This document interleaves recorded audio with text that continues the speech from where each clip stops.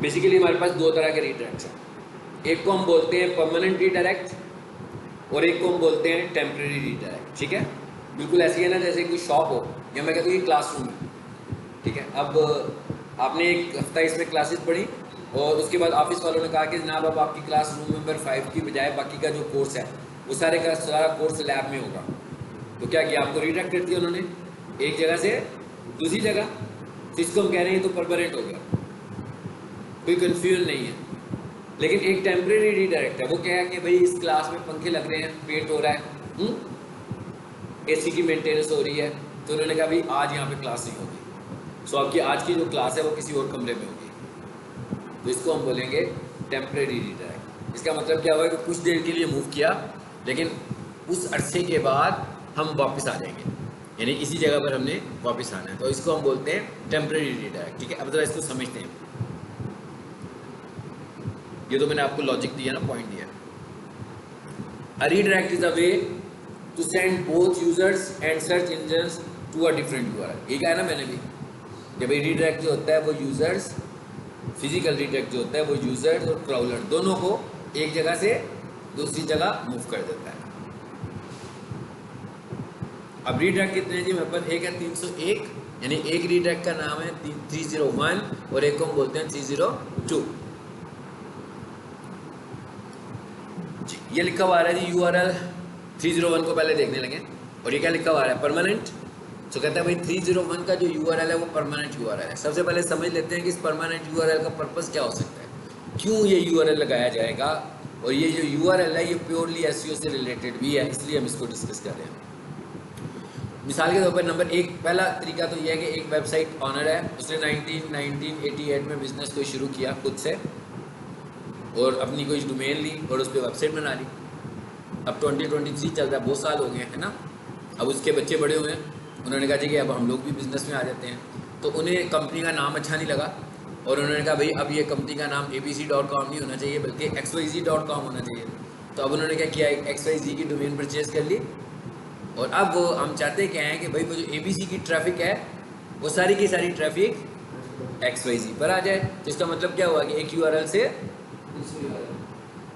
एक एग्जाम्पल इसलिए करेंगे हम, और ये वाला टेम्परेरी तो नहीं हो सकता, ये तो परमानेंट होगा। ठीक है, दूसरी एग्जाम्पल, एक बंदे ने वेबसाइट खरीदी और जब उसने वेबसाइट बनवाई ना तो उस वक्त क्या था, खोल के दिखाता हूँ।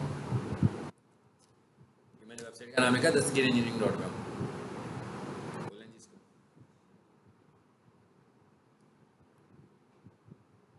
जी क्या लिखा हुआ है, नॉट सिक्योर, ये वेबसाइट सिक्योर नहीं है, इसका मतलब है SSL प्रोटेक्टेड नहीं है, इस पर SSL नहीं लगी हुई। अच्छा, इसी कंपनी की मैं दूसरी वेबसाइट खोल के दिखाता हूँ, deskitchen.org। ये वेबसाइट सिक्योर है, कैसे पता लग रहा है, इसको लॉक लगा हुआ है। ठीक है, जो वेबसाइट HTTP पर होगी वो नॉन सिक्योर है, जो वेबसाइट HTTPS पर होगी वो सिक्योर वेबसाइट है। ठीक है, लॉक का मतलब है कि आपकी वेबसाइट HTTPS के ऊपर है। अब मैं ये कह रहा हूँ कि भाई दस्तगीर इंजीनियरिंग की वेबसाइट काफ़ी अर्से से बनी हुई है। ठीक है, तो अब हमें ये पता लग रहा है कि सिक्योर नहीं है, ये तो पता लग रहा है ना मैं कि सिक्योर नहीं है, ये नॉन सिक्योर।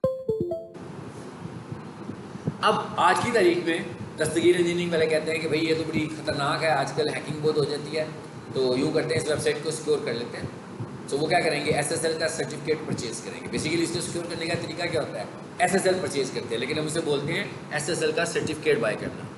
तो ये SSL का सर्टिफिकेट बाय करेंगे, किसी भी होस्टिंग से कर सकते हैं, मगर प्रेफरेबली यही होगा कि जहाँ से आपने होस्टिंग ली हुई है वहाँ से लें तो अच्छी बात है। ठीक है, आपको जब कम मेहनत करनी पड़ेगी इसको एडजस्ट करने में। तो उन्होंने SSL का सर्टिफिकेट बाय कर लिया। अब क्या हुआ, बेसिकली नाम चेंज हुआ वेबसाइट का, क्या नहीं हुआ, पहले क्या नाम था HTTP, अब नाम हो गया HTTPS। इसका मतलब क्या हुआ कि अब मैं एक और रीडायरेक्ट लगाऊंगा और मैं कहूँगा भाई मेरी वेबसाइट को HTTP से, नाम वही है HTTP abc.com से HTTPS abc.com पर मूव कर जाएगी। ये दूसरा मेन पर्पस, ये दो खास पर्पसेस हैं जिसके लिए हम परमानेंट रीडायरेक्ट लगाएंगे। अच्छा, अब आगे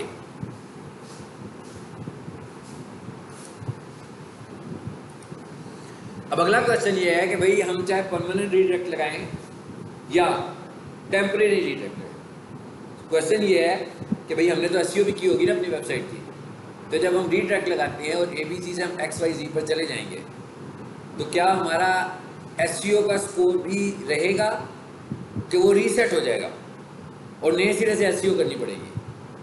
तो अगर तो आपने परमानेंट रीडायरेक्ट लगाया तो आपका एसईओ का स्कोर रहेगा, और अगर आपने टेम्परेरी रीडायरेक्ट लगाया तो एसईओ का स्कोर नहीं रहेगा। ठीक है, सो इसका मतलब क्या हुआ कि हम रेकमेंड यही करेंगे कि जब भी लगाएं तो परमानेंट लगाएं। ठीक है,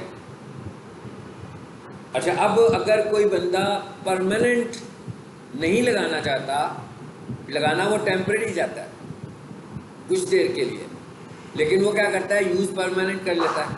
मिसाल के तौर पर जैसे हमके वेबसाइट की मेंटेनेंस हो रही है और वो कैजुअली तौर पर हर दफ़ा यूँ करता है कि साल में कोई 3-4 दफ़ा यूँ करता है कि उसके ऊपर परमानेंट लगाता है और उतार देता है। अब गूगल को जब इस प्रैक्टिस का पता लगेगा तो गूगल इसको भी अच्छा फील नहीं करेगा, वो कहेगा आपको तो टेम्परेरी लगाना था, यहाँ पर आपने परमानेंट क्यों लगाया। परमानेंट का तो मतलब है कि एक दफ़ा लगाया और फिर उसको चेंज नहीं किया। अगर आपने उसे चेंज करना है तो आप टेम्परेरी लगाएंगे। टेम्परेरी में एसईओ स्कोर कॉपी नहीं होगा। एक चीज़ ही नहीं बन गई ना। टेम्परेरी का मतलब यह है कि वो रोक देगा उसको, कि उसको गूगल को भी ना पता कि आप कितनी देर यहाँ पर रहोगे। तो टेम्परेरी का तो मतलब ये, टेम्परेरी का मतलब ये ना मेंटेनेंस है कि भाई किसी वेबसाइट की मेंटेनेंस हो रही है इसलिए उसने ये काम शुरू किया। लेकिन परमानेंट लगाने का क्या मतलब है, कोई प्रॉब्लम नहीं है, कहता भाई इधर से आप इधर आ गए। क्या कहता है कितना स्कोर कॉपी होता है जी, 90 से लेकर 99%, मतलब 100% ही हो गया ना। ठीक है, तो कहता है इसमें इतना स्कोर कॉपी हो जाता है और दूसरे में कॉपी नहीं होगा। ठीक है, 301 में कॉपी होगा और 302 में कॉपी नहीं होगा। इसको इस्तेमाल क्यों करते हैं, एक तो मेंटेनेंस के लिए। अब इसका मतलब क्या होगा, इसकी ज़रूरत पड़ेगी तभी यूज़ करोगे ना। अगर आपको रीडायरेक्ट की ज़रूरत ही नहीं है, ऐसे तो नहीं है ना कि ज़ोर ज़बरदस्ती रीडायरेक्ट लगा लेंगे। अगर आपको रीडायरेक्ट की ज़रूरत है तब ये वाला फैक्टर काउंट होगा, अगर नहीं ज़रूरत तो नहीं काउंट होगा। और अगर आपने जब वेबसाइट परचेज़ की उसी टाइम आपके पास HTTPS थी फिर तो कोई मसला नहीं है। लेकिन आपने जब परचेज़ की तो HTTPS थी, कुछ अर्से बाद HTTPS कराई और आपने अभी तक उसको HTTP से HTTPS का रीडायरेक्ट नहीं लगाया हुआ, तो वो आप लगा सकते हो। ये कहाँ से लगेगा, ये cPanel से लगेगा। ठीक है, इसका काम मैं करूँगा कि ये थोड़ा सा सिक्योरिटी वाला काम है, यहाँ पर पोस्टिंग को मैं शो नहीं कर सकता हूँ। ठीक है, इसकी मैं आपको वीडियो दिखाऊंगा, वीडियो रिकॉर्ड करके भेजूँगा। ये काम कहाँ से होता है, cPanel से होता है। यानी अगर आपके पास होस्टिंग होगी तो ये काम कहाँ से होगा, होस्टिंग से होगा। ठीक है,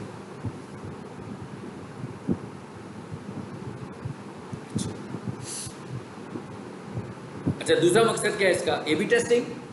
A/B टेस्टिंग किसे हम बोलते हैं, A/B टेस्टिंग का मतलब होता है कि जब हम किसी अपनी दो प्रोडक्ट्स को चेक करना चाहते हो कि इन दोनों में से बेहतर वाली कौन सी है, तो हम A/B टेस्टिंग। जैसे मैं कहूँगा भाई मैं लेक्चर दे रहा हूँ 7 से 8 एक खास टॉपिक के ऊपर, फिर 8 से 9 उसी टॉपिक के ऊपर, तो मैं अपलोड करना चाह रहा हूँ। मैं देखता हूँ इनमें से जो सा अच्छा लेक्चर होगा मैं उसको अपलोड करूँगा। तो मैं पहले क्या करूँगा, लेक्चर डिलीट रिकॉर्ड करूँगा, उसके बाद सुन लूँगा, फिर मुझे जो अच्छा लगेगा उसको मैं अपलोड कर दूँगा। तो it is called A/B testing. तो उसने कहा जब आप A/B टेस्टिंग मोड में हो तो भी हम टेम्परेरी लगा लेते हैं, ज़रा देखने के लिए कि भाई कौन सी वेबसाइट अच्छा रिजल्ट कर रही है दोनों में से। टेम्परेरी तौर पर यानी कोई हफ्ता लगा लें, 10 दिन लगा लें, 20 दिन लगाएं और फिर क्रॉलर को देखें कि क्रॉलर किसको ज़्यादा अच्छे तरीके से रिएक्ट करने लगा हुआ है। ठीक है, तो ये तो था हमारे पास रीडायरेक्ट। अब इस रीडायरेक्ट से एक नया क्वेश्चन निकला था हमारे सामने HTTPS का, है ना।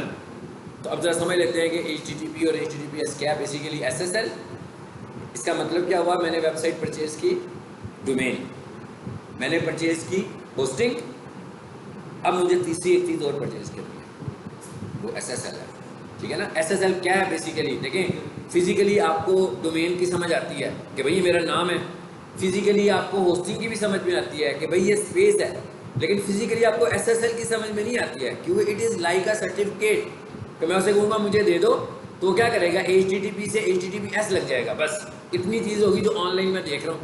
यानी इसका मतलब क्या हुआ कि अगर दस्तगीर इंजीनियरिंग पर अभी तक आज की तारीख तक, हम कहते हैं दस्तगीर इंजीनियरिंग पर आज की तारीख तक अगर SSL नहीं लगा हुआ तो इसका मतलब क्या हुआ कि ये वेबसाइट कैसी है, HTTP पर है। जैसे ही मैं इस पर SSL लगवाऊंगा तो ये क्या हो जाएगी, फिर ऐसे लॉक स्टेटस में आ जाएगी। यानी जिसके साथ ये स्टेटस लगा होगा, और ये जो होता है पैकेज SSL का, ये कोई बहुत एक्सपेंसिव नहीं होता, ये आप समझ लो 2500 से शुरू हो जाएगा, 3000 का भी होगा। लेकिन अब क्योंकि ये सिक्योरिटी है, it is a type of security, तो वो ये कहेगा कि भाई जितनी हाई लेवल सिक्योरिटी आपको चाहिए उतना बजट है।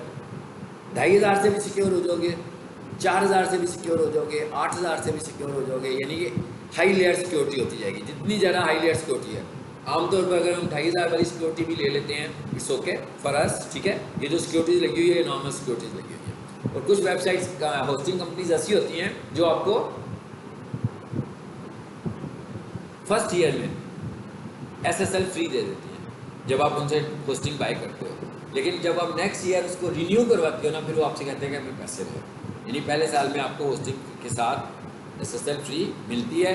SSL हमारी होनी चाहिए। अब जरा थोड़ा सा इसका कॉन्सेप्ट समझ लेते हैं स्लाइड में आकर।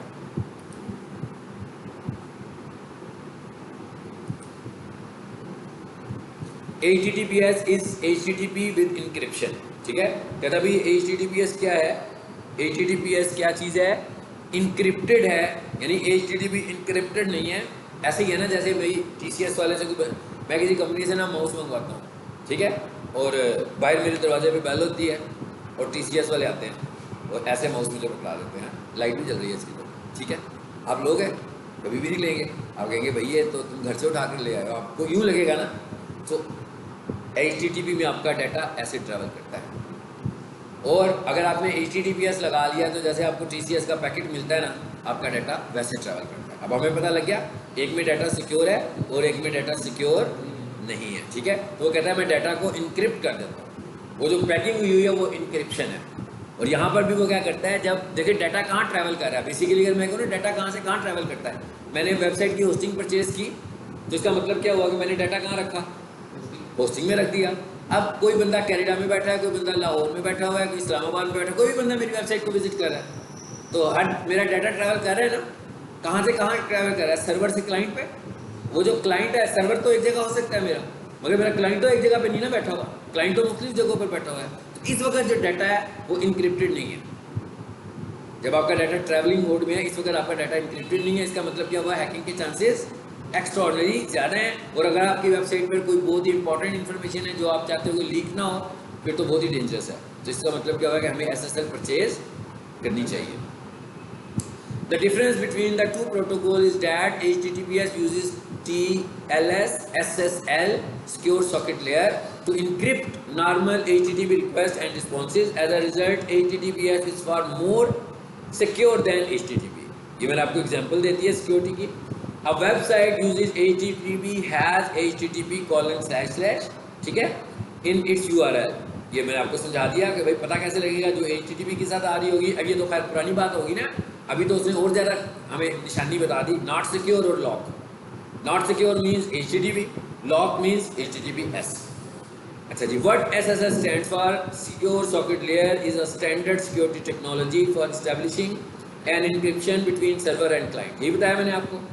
अच्छा, एक और चीज़ याद रखिएगा कि ये जो SSL है, अभी तो हमें ऐसे लग रहा है शायद हम सिर्फ वेबसाइट के हवाले से बात करें। नो, हमारी जो वेबसाइट है, वेबसाइट के साथ हमारा ईमेल क्लाइंट भी अटैच है। ईमेल क्लाइंट किसे बोलते हैं, सबसे पहले तो ये समझे ना कि ईमेल क्लाइंट कहते हैं किसको है। मिसाल के तौर पर मैं ये कहता हूँ भाई, हमारा जो पीक सोल्यूशन का कॉलेज है, हाँ, यहाँ पर डिफरेंट एम्प्लॉइज़ हैं और हर एम्प्लॉइज़ के साथ कम्युनिकेट करने के लिए उनके ईमेल एड्रेसेस हैं, ऐसे ही है ना। तो जिन जिन लोगों ने हमें जब जब ज्वाइन किया था उस वक्त के उनके ईमेल एड्रेसेस बने हुए हैं। तो इसका मतलब क्या हुआ, हर किसी का अपना ही email address, official email address use हो रहा है। उसके बाद क्या हुआ, कोई 1 साल बाद, कोई 6 महीने बाद, कोई 8 महीने का बाद, कोई 2 साल बाद, कोई 4 साल बाद जॉब छोड़ देता है। तो इसका मतलब क्या हुआ, ईमेल भी इसके साथ ट्रैवल करेगा। यानी वो अपना ईमेल भी था, ये तो नहीं करेगा ना अपना ईमेल उनको दे कर चला जाएगा, क्योंकि मैं अपना ईमेल आपके लिए इस्तेमाल कर रहा था तो अब आप ये रख लें, मैं नया ईमेल बनाऊंगा, ऐसे तो नहीं होगा। वो जाएगा तो कहेगा ये ईमेल तो मेरा थी, ये तो मेरे साथ ही रहेगा, वो आपको यूज़र नेम और पासवर्ड देके नहीं जाएगा, ठीक है। इसका मतलब क्या हुआ कि बेस्ट प्रैक्टिस क्या होती है कि जब हम लोगों को हायर करते हैं तो हम उन्हें ऑफिशियली कंपनी के ईमेल एड्रेसेस देते हैं। अब कंपनी के ईमेल एड्रेसेस देने का क्या तरीका है, यहाँ तो मैं जीमेल से बना कर दूंगा। अब अगर मैंने कंपनी के जीमेल एड्रेस बनाने हैं तो भाई फिजिकल आइडेंटिटी तो चाहिए ना, तो फिजिकल आइडेंटिटी तो बंदे की उसी की दूंगा। तो जब मैं फिजिकल आइडेंटिटी उसकी दी तो जब वो गया तो उसने दोबारा से वेरीफाई करके अपने पास ले लिया वो ईमेल। इसलिए हम कहते हैं ये तो सही स्ट्रैटेजी नहीं है। इसके लिए फिर क्या होता है, मैं कहता हूँ मेरी वेबसाइट है dckitchen.org, ये मैंने होस्टिंग परचेज की है और नाम परचेज किया हुआ है। अब यहाँ पर 5 एम्प्लॉइज हैं, ठीक है। तो पहला एम्प्लॉई है जो इन्फॉर्मेशन देने के लिए रखा हुआ है मैंने, तो मैं क्या करूँगा उसका ईमेल एड्रेस अपनी होस्टिंग में बनाऊँगा और उसका ईमेल एड्रेस क्या होगा, info@। जो दूसरा एम्प्लॉई है वो सेल्स को डील करता है, ठीक है, उसको मैंने ईमेल दे दिया सेल्स। चलें 2 की बात कर लेते हैं सिर्फ फिलहाल। अब क्या हुआ, ये दोनों लोग मेरे पास साल भर काम करते रहे। साल बाद जब ये चले गए, ठीक है, तो जब इनको हमने क्लियर किया तो इनसे ये वाले ईमेल एड्रेसेस हमने ले लिए और इन ईमेल एड्रेसेस के जो भी पासवर्ड थे, अब आपको ये तो पता लग गया कि ये ईमेल एड्रेस जीमेल तो नहीं है, इसका मतलब ये जीमेल पे नहीं खुल रहे, ये सर्वर पे ही खुलेंगे सीधे। तो इसके पासवर्ड भी हमने उनसे ले लिए और चेंज कर दिए। अब क्या होगा, जो इन्फो वाला नया बंदा आएगा ये वाला ईमेल हम उसको दे देंगे, ठीक है। तो इसका मतलब क्या हुआ कि हमारे घर का सारा डाटा हमारे पास है। ये ईमेल एड्रेसेस कहाँ पे बन रहे हैं, ये मेरे सर्वर पे बन रहे हैं, ठीक है।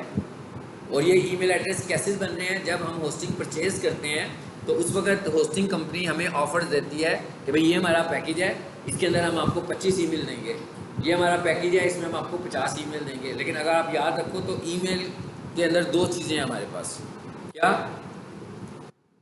एक तो क्वांटिटी मतलब नंबर ऑफ ईमेल्स, एक स्पेस बहुत इंपॉर्टेंट है कि भाई अगर ये मुझे 25 ईमेल दे रहे हैं तो इसका मतलब क्या हुआ कि हर ईमेल में कितनी स्पेस होनी चाहिए। फॉर एग्जांपल मैं कहता हूँ मुझे हर ईमेल के लिए 1 GB की स्पेस चाहिए, पता लगे कितनी स्पेस हो गई, काफ़ी सारी स्पेस होगी ना। 1 GB ले रहा हूँ तो 25 GB मुझे स्पेस चाहिए इनके लिए। अब मेरे पास जो होस्टिंग का पैकेज है ना, वो मैं कहता हूँ भाई मेरे पास तो होस्टिंग का जो पैकेज था वो था 40 GB का, तो उसने लिया। मैं जितने ज़्यादा ईमेल, अब अगर फॉर एग्जांपल इसमें से 2-3 एग्जेक्टिव लोग हैं, वो उनका डाटा भी ज़्यादा है, तो उनको मैंने 3-3 GB दे दिए, तो और ज़्यादा स्पेस हो गई। तो इसका मतलब ये स्पेस जो है सब्जेक्ट टू द, ये जो ईमेल है सब्जेक्ट टू द स्पेस है, तो मुझे उस तरह करना पड़ेगा। एक और दूसरी चीज़ कि ये वाले ईमेल उतने फास्ट नहीं है जितना जीमेल फास्ट है। सो ये कंपनीज क्या करती हैं, कहती हैं अगर आपको फास्ट ईमेल चाहिए तो आप क्या करो, मुझसे डेडिकेटेड ईमेल ले लो। डेडिकेटेड ईमेल का क्या मतलब है, अब ये अलग पैकेज है। अब वो कहेगा भाई 20 ईमेल लेने हैं तो इसमें इतनी स्पेस दूंगा आपको, और ये आपके सर्वर के ईमेल्स नहीं है ताकि वो आपके सर्वर के साथ इनका कोई लिंक नहीं होगा, होंगे DC किचन पर ही, लेकिन होस्टिंग अलहदा और ये ईमेल्स अलहदा, और कहता है इनकी स्पीड की मैं गारंटी भी दूंगा।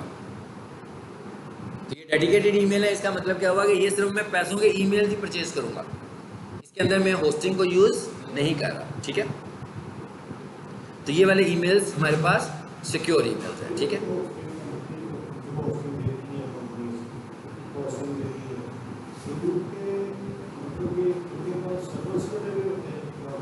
बिल्कुल ऐसे ही है, इनके पास सर्वर्स पड़े होते हैं और उन सर्वर्स पे ये स्पेस आपको देते हैं। उससे पहले ये परचेज करते हैं, इंटरनेशनल कंपनी से स्पेस लेते हैं, उसको यूज सेल कर रहे होते हैं, उनको भी पे कर रहे होते हैं आर्टिस्ट से। अच्छा अब आ जाए ज़रा वापस से, ये कॉन्सेप्ट समझाया, क्या कॉन्सेप्ट था ये, ईमेल क्लाइंट। तो इसका मतलब क्या हुआ कि जो SSL है ये आपकी वेबसाइट पर भी अप्लाई हो रहा है और ये आपके ईमेल क्लाइंट पर भी अप्लाई हो रहा है, ताकि वो भी आपका सिक्योर है, ऐसा ना हो कि वो हैक होना शुरू हो जाए। और नीचे है, What is the purpose of SSL certificate? SSL certificate is a bit of code on a web server that provides security for online communication. When a web browser contacts your secure website, SSL certificate enables the encrypted connection. It's kind like a sealing a letter. ये वही बात है जो मैंने भी आपको बताई है। क्या करेगा, ये आपकी इन्फॉर्मेशन को सील करता है और ट्रैवल कराता है, और जब ये डेस्टिनेशन पर पहुंचती है तो इसको अनसील कर देता है। बिल्कुल ऐसी ही जैसे TCS आपके पास आता है, आप रिसीव करते हो, साइन करते हो और उसके बाद पैकेट खोलते हो और अपनी चीज़ों को इस्तेमाल करना शुरू कर देते हो। ये इसके कुछ डिफरेंसेस आ गए कि भाई HTTP वर्सेस HTTP, ऐसी आपको कॉन्सेप्ट होना चाहिए, इसको कोई याद करने की ज़रूरत नहीं है हमें इन चीज़ों को, ठीक है। ये पता लग गया हमें, जो मैं अभी साथ साथ बता रहा था आपको कि भाई ये सिक्योर है और ये नॉन सिक्योर है। तो अब ये देखो तस्वीर इंजीनियरिंग काफ़ी देर से नॉन सिक्योर पे चल रहा है, इस स्लाइड में भी मैंने उसी की तस्वीर लगाई हुई है, ठीक है। तो ये था हमारे पास HTTP और HTTPS। अच्छा, उसके बाद आगे आ जाते हैं और दैट ये हमने कल देखा भी था, 404 का एरर जनरेट भी हो रहा था। 404 के एरर्स आपकी वेबसाइट पे, यानी मैं जब किसी वेबसाइट का SEO ऑडिट करूंगा ना, यानी कोई मुझसे कहेगा भी मेरी वेबसाइट की SEO कर दीजिए, तो मैं उसकी वेबसाइट का ऑडिट करूंगा। तो वेबसाइट का जब मैं ऑडिट करूंगा तो सबसे पहले मैंने ये देखना है कि क्या उसकी वेबसाइट 404 तो नहीं जनरेट कर रही। जैसे अभी एक 404 जनरेट हुआ, लेकिन ये 404 जनरेट नहीं हुआ बेसिकली, ये तो मैंने जोर ज़बरदस्ती जनरेट करवाया ना, क्योंकि ये फाइल तो उसके पास थी नहीं, ठीक है, हालांकि होनी चाहिए लेकिन नहीं थी। लेकिन 404 का मतलब क्या है? मिसाल के तौर पर एक वेबसाइट है जो साल में एक दफ़ा एडमिशन करती है, सो उन्होंने क्या किया होगा, इसका मतलब एडमिशन के नाम से एक फाइल बनाई होगी, एडमिशन PHP या एडमिशन HTML जो भी बनाई होगी, वो एडमिशन पे जाएगा तो एडमिशन खुले हुए हैं तो आ जाएगा। अब क्या हुआ, अब एडमिशन क्लोज है इस वक्त, ठीक है, तो उन्होंने क्या किया, जब एडमिशन क्लोज हुआ इस फाइल को गायब कर दिया वहाँ से, लेकिन उसका लिंक जो है वो अभी भी आ रहा है। अब कोई भी बंदा उधर जाता है और लिंक पे क्लिक करता है, अब एडमिशन वाली फाइल तो है ही नहीं है क्योंकि एडमिशन क्लोज है, तो जब वो लिंक पे क्लिक करेगा तो क्या कहेगा, अभी मुझे तो कुछ नहीं मिला, अब 404 एरर जनरेट होगा। इस तरह बहुत सारी जगहों पर आपके 404 एरर जनरेट हो सकते हैं।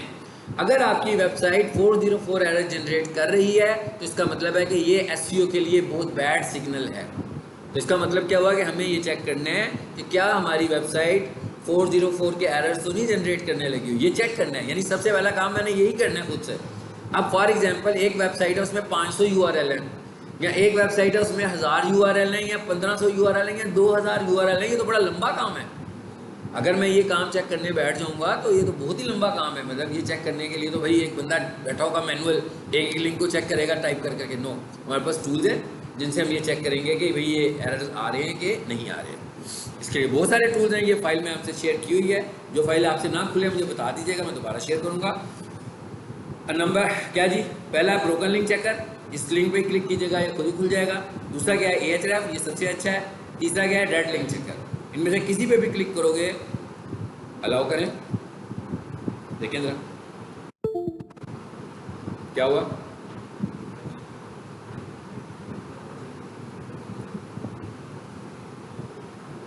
आ गया। यहाँ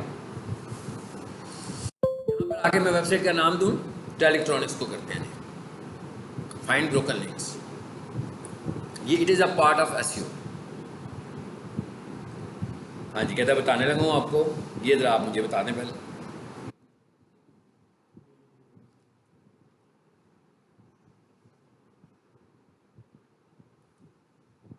फाइंड शुरू कर दिया उसने काम करना। ये तीनों टूल्स इस तरीके से चेक करेंगे। और आपने जब भी ब्रोकन लिंक चेक करनी हो तो हमेशा कभी भी एक टूल से चेक नहीं कीजिए, हमेशा एक से ज़्यादा टूल से चेक कीजिए।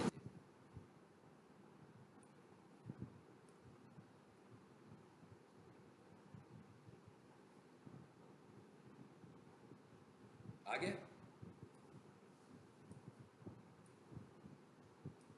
अब इसका मतलब क्या हुआ कि ये काम किसको कहूँगा मैं ये ड्यूटी किसकी अब लगाऊंगा कि भाई इसको देखो, डेवलपर को कहूँगा।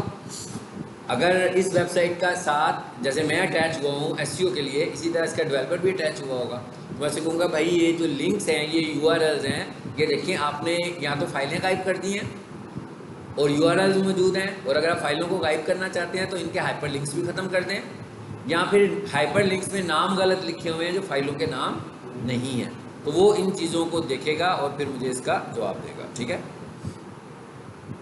ये भी खुलते जा रहे हैं काफ़ी सारे, है ना। तो ये लिस्ट मैं उसको भेज दूंगा, मैं कहूँगा URLs को देखो और इनको ठीक कर दो, इधर कुछ भी नहीं आना चाहिए।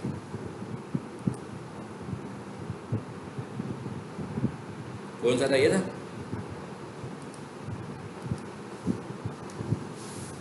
जी, ये भी आ गया ब्रोकन लिंक चेकर।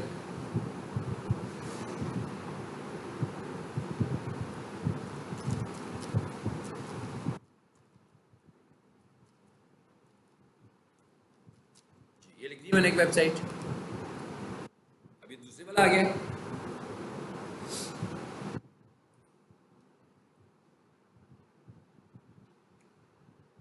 क्या कहता है, कहता है इस साइट पे कोई ब्रोकन लिंक नहीं है, और broken links on your site 100% do follow, नीचे आकर देखिए कुछ लिस्ट दिया उसने हमें, ये दिया पेज, कहता है ये वाला जो पेज है ना, आ गया, मिल गया ना, कहता है ये ब्रोकन लिंक है। अब मैं क्या कहूँगा, जो डेवलपर है ना, मैं उसे कहूँगा भाई आपने जिस हाइपर लिंक में ये फाइल यूज़ की है उस हाइपर लिंक को चेक करें और फिजिकली इस फाइल को चेक करें कि क्या ये फाइल एग्जिस्ट करती है, क्योंकि ये बैड सिग्नल है आपकी वेबसाइट की एसईओ के लिए कि आपकी वेबसाइट पे ब्रोकन लिंक्स मौजूद हों। क्लियर हो गया कि ब्रोकन लिंक्स क्या होते हैं? HTTP भी हो गया, रीडायरेक्ट भी हो गया और ब्रोकन लिंक्स भी हो गया। चलिए कोई एक और छोटा टॉपिक है तो उसको भी देख लेते हैं।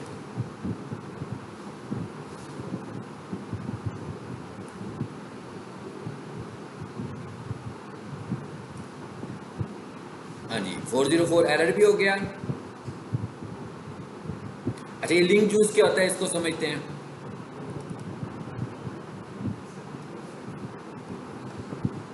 लिंक जूस ये पीने वाला जूस है, गर्मियों में जो बाहर से मिल रहे होते हैं इतने सारे डिफरेंट जूसेस। लिंक जूस का मतलब क्या, पहले ये साइंस समझनी है आपकी। लिंक जूस हम किस चीज़ को कह रहे हैं? लिंक जूस हम ये कह रहे हैं कि मैंने जो फेसबुक पे जाकर अपनी प्रोफाइल बनाई और वेबसाइट का URL वगैरह दिया, पेज बनाया तो दिया ना, तो इसका मतलब क्या हुआ कि मुझे एक लिंक मिल गया अपनी वेबसाइट के लिए। अब मेरे जो वेबसाइट है ना उसकी अथॉरिटी है 5 और जो फेसबुक है उसकी अथॉरिटी है 100। मेरी अथॉरिटी 5/100 है, मतलब आउट ऑफ 100 5 है, बहुत कम है।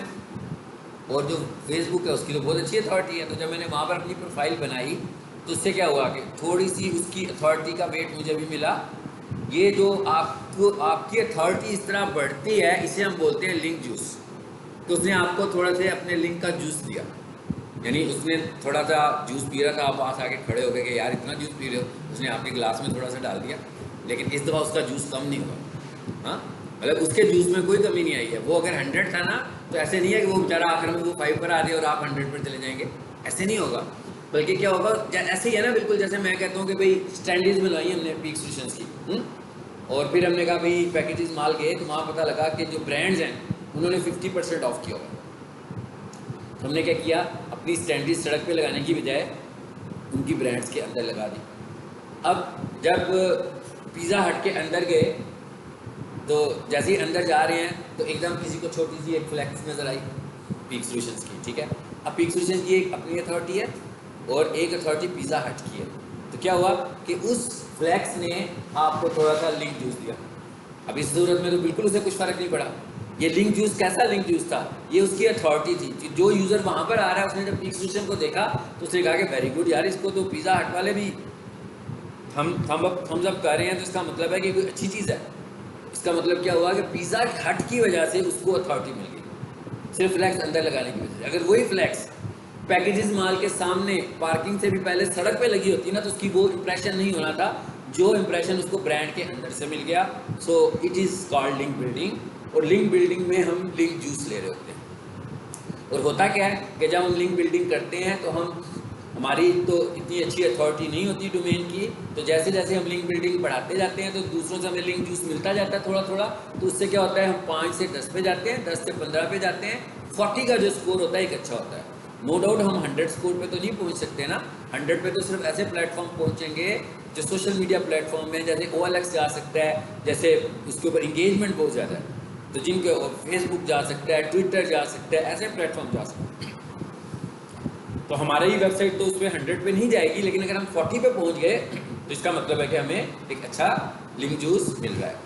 Link juice is a term used in SEO world to refer the value passed from one page और साइट टू अनदर। यानी एक पेज से जो दूसरे पेज को अथॉरिटी की वैल्यू पास की जाती है उसे हम क्या बोलते हैं, link juice. This value is pass through hyperlinks, यानी कि हाइपरलिंक्स की मदद से दी जाती है ये। मतलब हाइपरलिंक्स का क्या मतलब, लिंक लगाएंगे तो हाइपरलिंक की शक्ल भी लगता है ना लिंक।